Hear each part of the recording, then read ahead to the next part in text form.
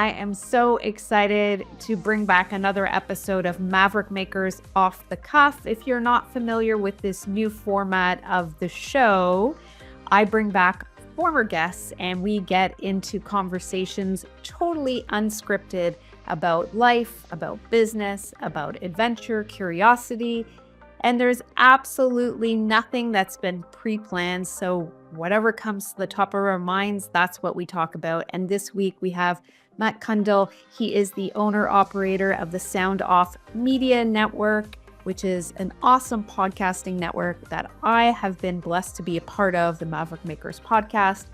We talk about podcasting, business, life, traveling, sports. You're going to absolutely love this conversation. So if you know what to do next, let's go.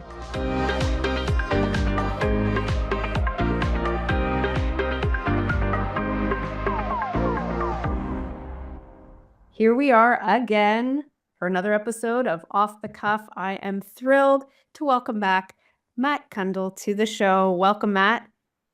Thanks for having me back. Yeah, of course. So since we last spoke, anything new and exciting?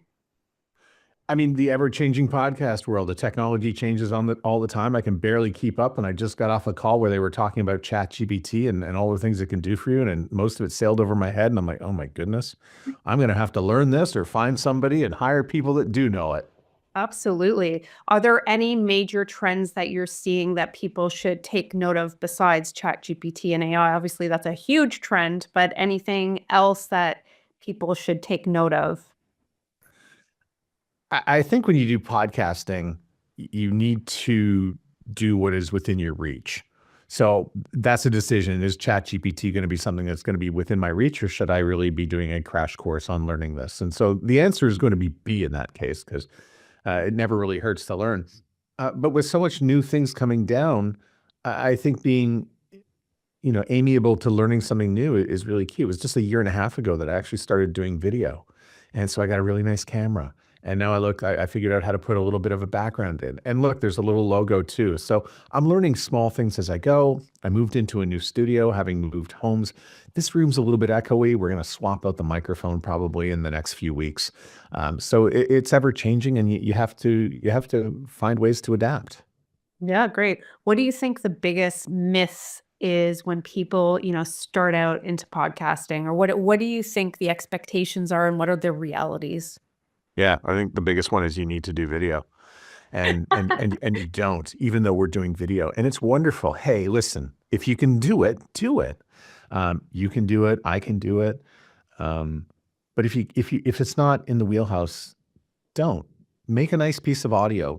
More people are going to listen to it likely than watch it. And if more people are watching it, you're not really podcasting it anymore. You're now a YouTuber or you're into video, and Spotify is now doing video.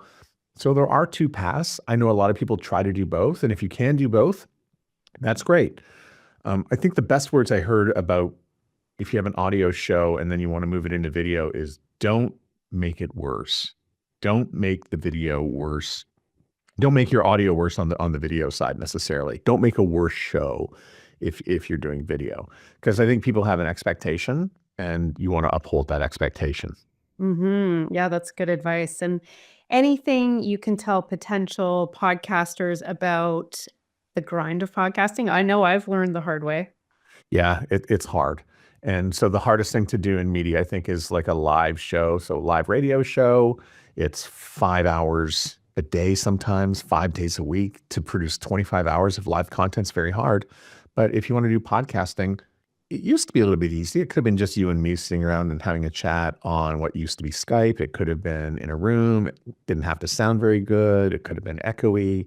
But today it has to sound good, because this show that we're doing right now is going up against all the other shows that are on YouTube, all the other visual stuff. People are now conditioned to hear people talking together in a very clean environment. So we're truly up against entertainment.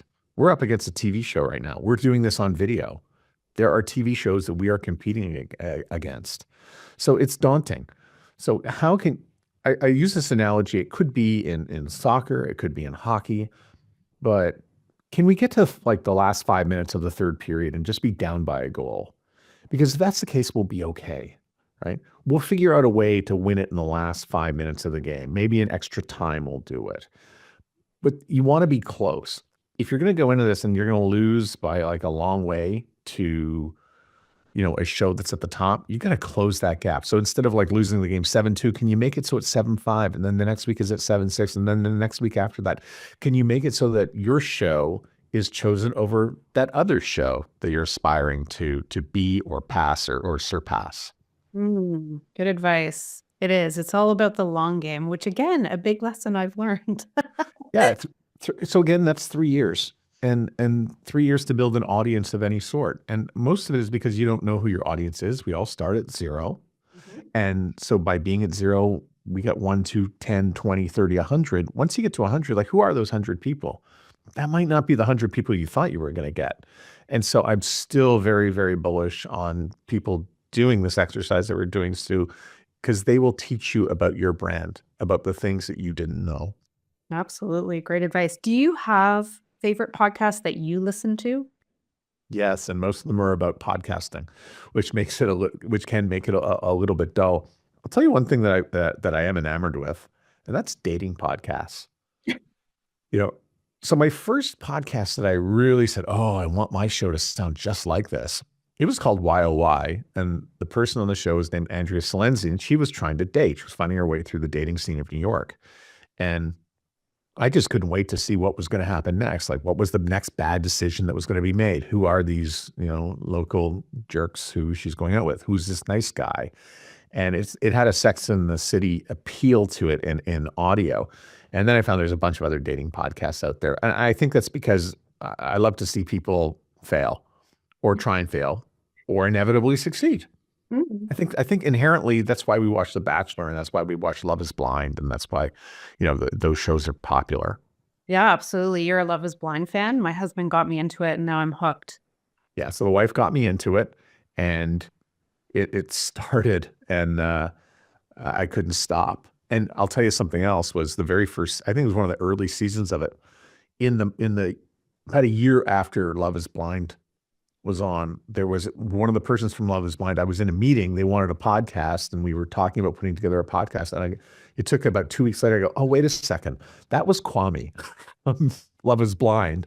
And we had a conversation, and he was trying to put together a podcast for his company. I was like, now, I didn't get the contract, sadly, because I would have loved to have worked on it with him. But I realized afterwards, oh, wait, that's the Kwame from Love is Blind. He's such a fun character. So Yeah. wow, would have been cool. But that's kind of a neat story. Amazing.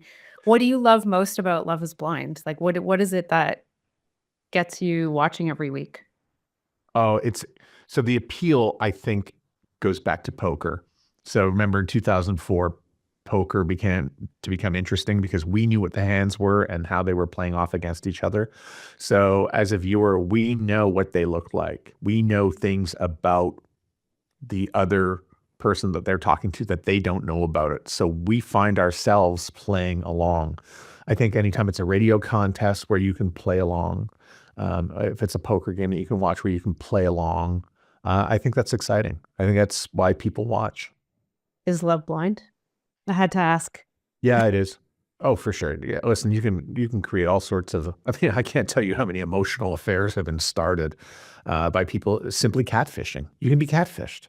Here's some fake pictures of me. Here's stuff. I mean, I get catfished every day.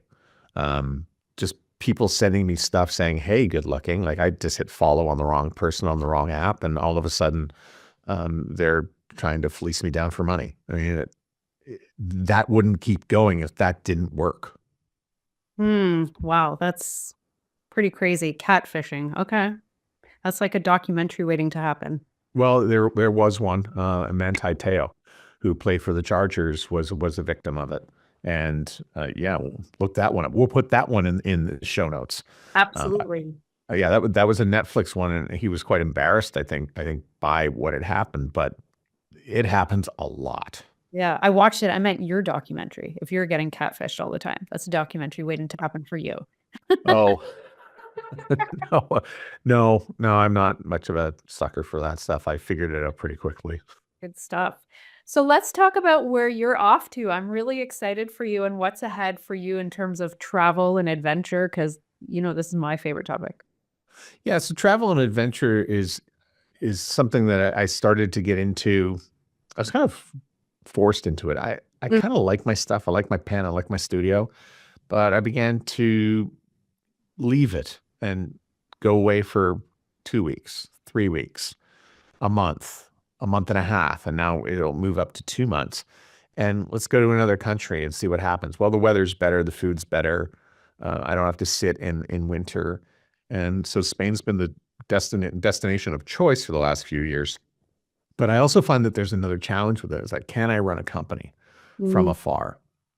So it's okay for me to get uncomfortable. It's okay for me to feel like I just have my phone. My phone number is not working anymore. I put a SIM card in. Can we make this company work?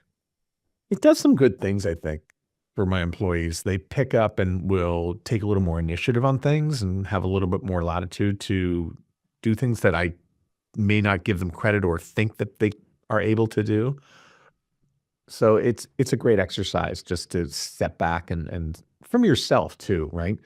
I think the time zone thing is what really messes me up the most, and that's kind of like the one you think it would be the one that wouldn't bother you. And it's because, oh, well, you can do work from anywhere because you're a tech company that makes podcasts. So yeah, but it's pretty lonely from 8 in the morning in Spain all the way until like 2 o'clock when the rest of North America gets up. And whether we like it or not, the world, I feel, is really sort of driven out of the United States when it comes to podcasting. Most of the ad dollars are there, most of the activity is there. And, it's even gotten to a point where I make decisions of, oh, if I have an employee in the Western time zone of Canada, out in the Pacific time zone, I'm like, they're getting back from lunch, I'm going to bed. So it kind of forces me to communicate better, to be a little bit smarter, and to kind of get it together. I'll Mm. sort of let go a bit. Yeah. I should really let go a bit of a few things. Sangria. That might help. I don't like sangria. If you go to Spain, do not order sangria. That's for the tourists. It's also too sugary and it's kind of gross. So don't. I will recommend Tito de Verano, Ah, which is the yeah. summer Spanish thing. Why are you saying no? No, I tried it. No, sangria, although I don't know. This is a big debate. I didn't love it. Maybe because I like sweet, sweet drinks. That Okay. could be it. Yeah, it could be it. Yeah. Yeah. Okay. I get it. I get Yeah. it. But I know. Tito de Verano is very simply, it's just red wine with some lemon Fanta. Hmm. By the way, there's also red wine with Coke, which is, I believe, called Calixo, which is a Basque creation. So Mm. that'll also work. Sangria, I find, is just probably too sugary, and by sugary I mean fruit and as well Fanta. I think that combination can be a little much. Fanta. I didn't even know that. Okay, now I'm totally It craving. might. I think they might sneak some Fanta into sangria. Wow. Okay. Good to know. What's your fascination with Spain? Why do you keep getting drawn back? Well, people. I think just living on the street and running into people and being in places where there are people. I kind of look around how I've lived in middle North America for the last few months. I got in a car and I drove all the way to Kansas City. There was a lot of open spaces. There's a lot of, you just need a car to do everything. I look at a lot of the households where I live. I mean, even in Toronto, suburbia, there's like 3 and 4 cars in every driveway. And most people are driving alone. And none of that is good. I don't think it's good for our communities. I don't think strip malls are great. Um, I love taking the bus, but most of our buses in Canada don't really go anywhere. We're just now talking about doing a train between, Windsor and Quebec City or Toronto and Quebec City that's going to go 300 kilometers an hour. Mm. I mean, we should have been doing this years and years ago. I mean, this is something that instead of Brian Mulrooney, instead of cutting back via rail like he did in 1988, he should have been building us a nice train system. The 401, do we need 6 lanes of that? And it's a lot. It's crazy. And Toronto continually has transportation issues. Ottawa cannot do transportation well. Montreal does it reasonably well. But Winnipeg has an average of 7 riders on the bus. Yeah, 7. That's their average for a bus. 7 people on the bus. And most of the buses go nowhere. You can't do anything in a place like this because the transportation doesn't go anywhere. So it's the reverse, right? I'm going to a place where, the eating is a little bit later. It's a little more freer. There's like 4 or 5 times where people will congregate at a coffee shop. It's a different way of life. Don't know that I'm can say that it's better, but I keep going back. So there's definitely something to it. What about the people? So you mentioned the people. So what I found when I was there in the summer was that I don't want this is going to become a deeper conversation, but I just feel like in North America right now, there's a lot of apathy Mhm. and there's a lot of like not being kind to your neighbor. So what I found there was that there was this ridiculous sense of warmth and everybody was greeted and I didn't know anybody, but it was always like, I'm not going to use my terrible Spanish, but buenos dias, buenas tardes, like you're always being greeted. There's always a smile. I don't know. What do you think? So the biggest lie Canadians told one another during the pandemic was we're all in it together. We were not, and we're not. We're driving in our cars alone. We make it all about us. In North America, if you go to an airport, like there's always travel problems all the time, and the complaining that goes along with it. It's extraordinary. And so the only thing I can really deduce is that in North America, we've only been doing this for a few hundred years. And over there, they've been doing it for thousands of years, which is why at 10 in the morning in a town like Zaragoza, I will walk in to get a coffee in the morning, but there are white collar workers and blue collar workers mixed together in a cafe, and there is wine and beer on every table, and I'm getting a coffee. So they're living differently because they've figured it out. And this is kind of what it's evolved to. And we have quacks in North America who are talking about 15-minute cities being some sort of wild conspiracy thing. I just want to get groceries. I just want to walk to the grocery store and I want to get some fruit and I want to get some groceries and I want to do some dry cleaning. And then I want to be able to go get this. And then I want to, go get that. And then maybe have some lunch. I can't do that without a vehicle in many North American cities. I could pull it off in Toronto. I could pull it off in Montreal. I could probably do it. But living downtown, as we've seen, the price of that has now skyrocketed. And listen, they've got the same problem over in Spain. I'm actually the problem. People like me are coming in and renting out, downtown apartments for 1 and 2 months at a time and displacing locals. So, and listen, I'm quite certain that the place I'm going to probably has about 5 apartments in it that's going to turn over and have Manchester United fans who are going to be, on a piss up for the weekend, making noise on a Saturday night in Malaga. That could very well happen. So there are problems that do come with that. But, Yeah. in terms of, building cities, they do have it figured out. And there's a better way to live than in your car. And I never thought I'd ever say that because I was like, first time people started to sell me on this stuff, I was like, well, that's quackery. Until you realize that most of your city taxes are going to fix roads. I don't know how much of our money we pay in taxes and how much are going to roads, but it's a lot. It is way, way too much. I'm going to use something you just said into a segue, which is another favorite topic of ours, Manchester City, football, soccer, whatever you want to call it. Let's talk a little bit about football. Yeah, I love it. I even found myself watching a CONCACAF game last night between Vancouver and a team out of Costa Rica, which was great. I was double boxed, but at the same time, there was also a very popular hockey game going on between Canada and the United States. So, but I kept my eye on both. Sometimes there's just a game on and I'll just watch it.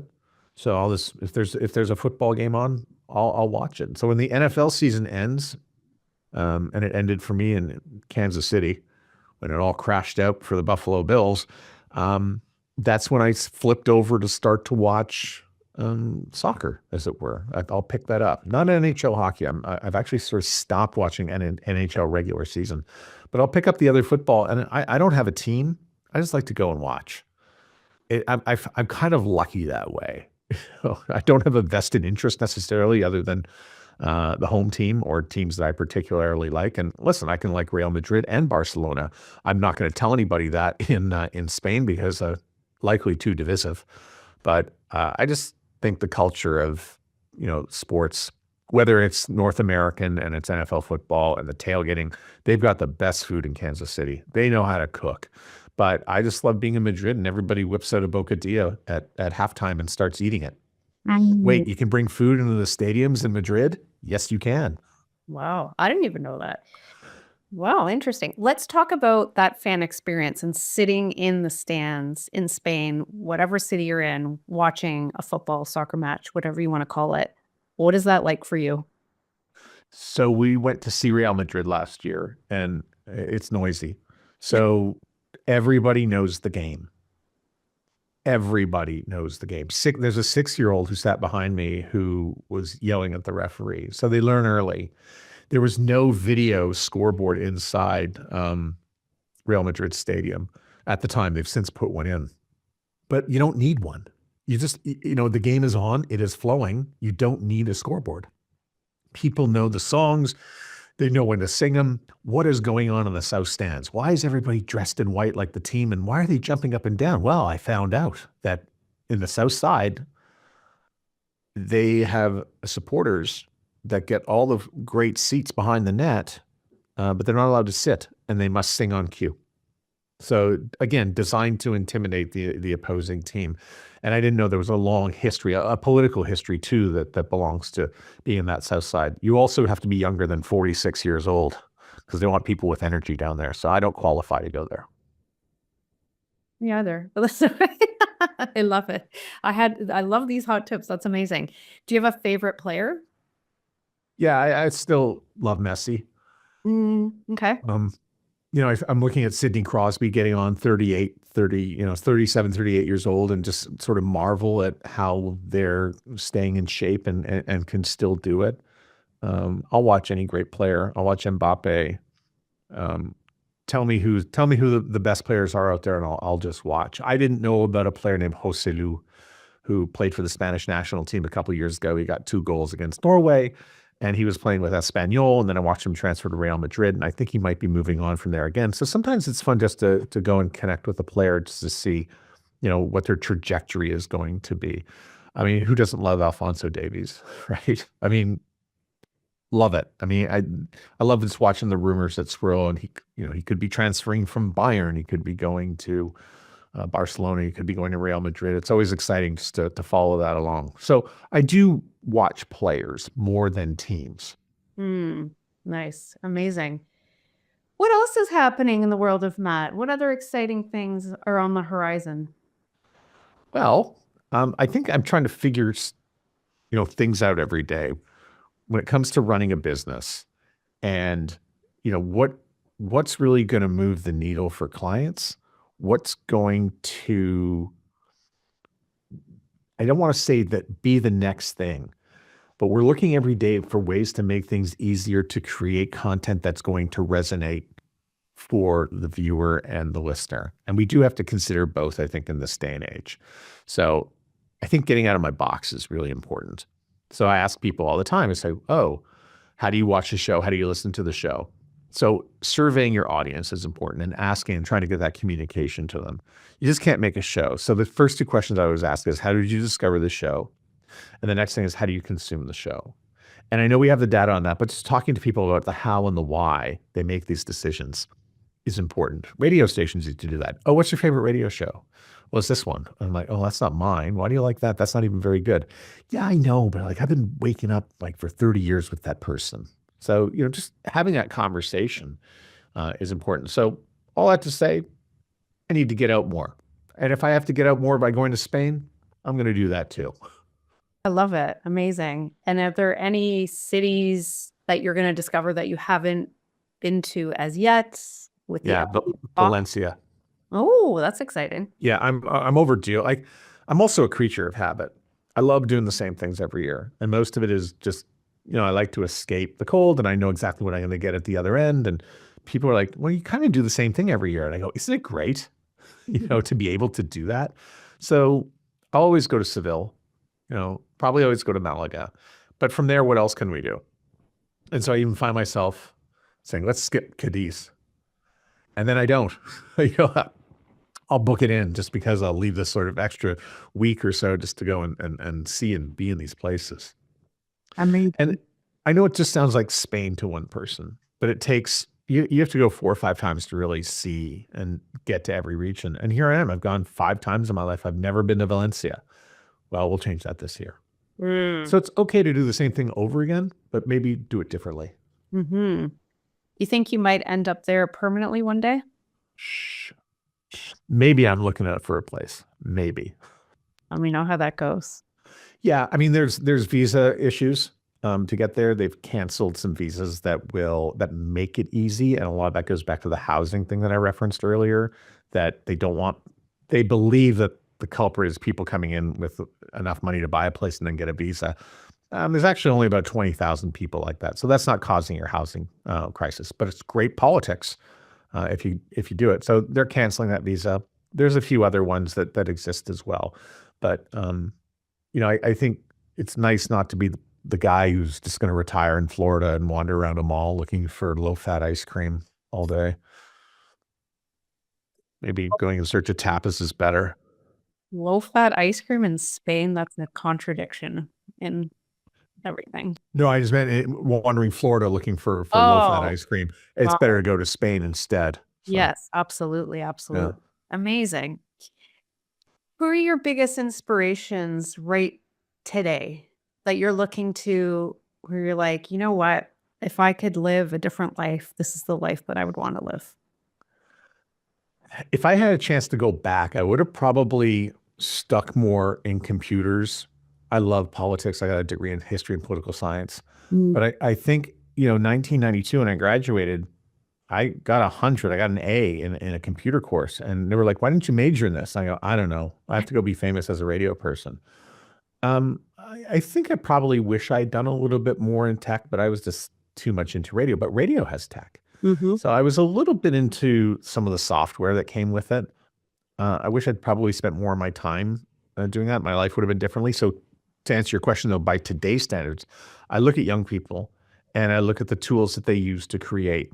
And I'll ask people, what are you doing to make that? How do you make that? And I'm lucky to be in a podcast group. We got Gen Xers, we got millennials, and we have a Gen Z as well. And, just having access to other people who are doing what we're doing and showing and having them sort of teach us, and I will teach them in Leo. And by the way, it's the podcast Super Friends, which is a podcast. So we all do get together and make a podcast, as it were.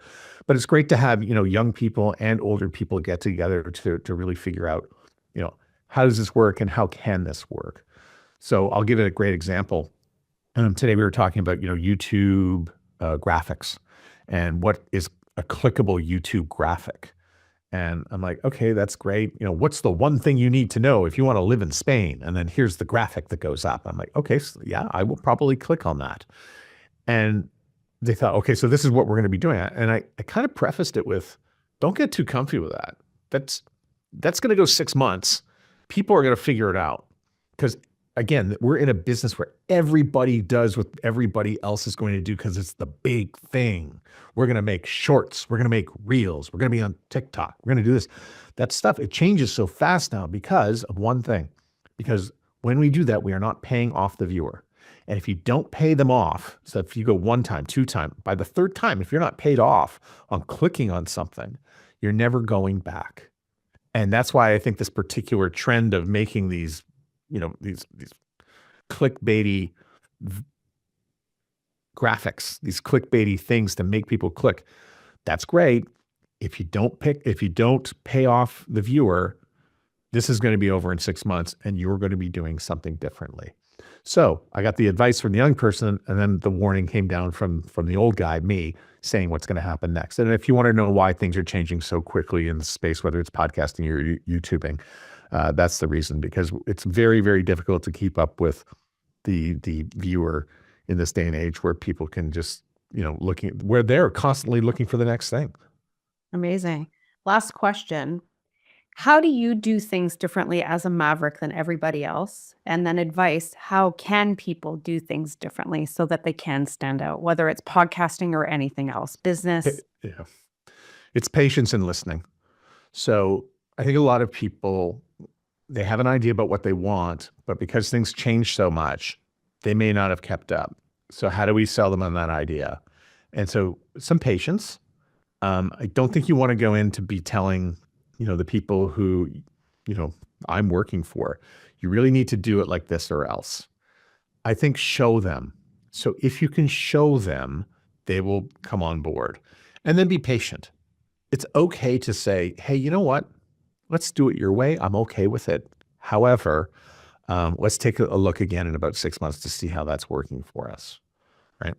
And the other thing is just, why are people like that? It's because they compare. They compare themselves to Call Her Daddy or Joe Rogan. Well, Joe Rogan does this. Why can't I? Well, because they're Joe Rogan, right? They've already established themselves. You're a podcaster, you're starting out, people don't really know who you are. So yeah, you're gonna have to do a lot of the small stuff, what I call the easy wins in podcasting, in order to ingratiate yourself with a new audience. Joe Rogan is the party. Call her Alexandra Cooper, Call Her Daddy, she's the party. We are coming to the party. So what are the first things you do when you come to a party, right? You want to ingratiate yourself in a particular way. And that means you might want to go and introduce yourself to someone. Well, the first conversation didn't go very well. Let's try another one. Okay. And you have to be able to try different things and try different techniques in order to get and to build your community and to find your community and to grow your show. So how do I do it? So how do I do it differently? It's patience and building blocks one at a time. I love these takeaways. I am terrible at patience, but you are teaching me patience. So thank you. Yeah, you don't have to do the same thing every week. You can do it differently, Absolutely. right? If you don't like the way it is, just try another way.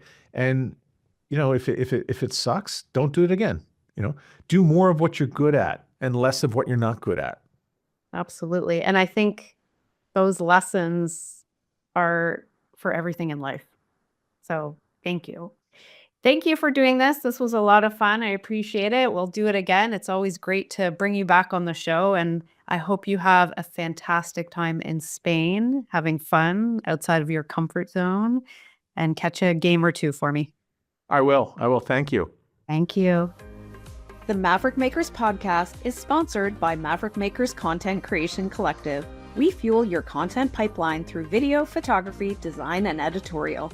Let's connect to your audiences and make more sales. Learn more at maverickmakersco.com.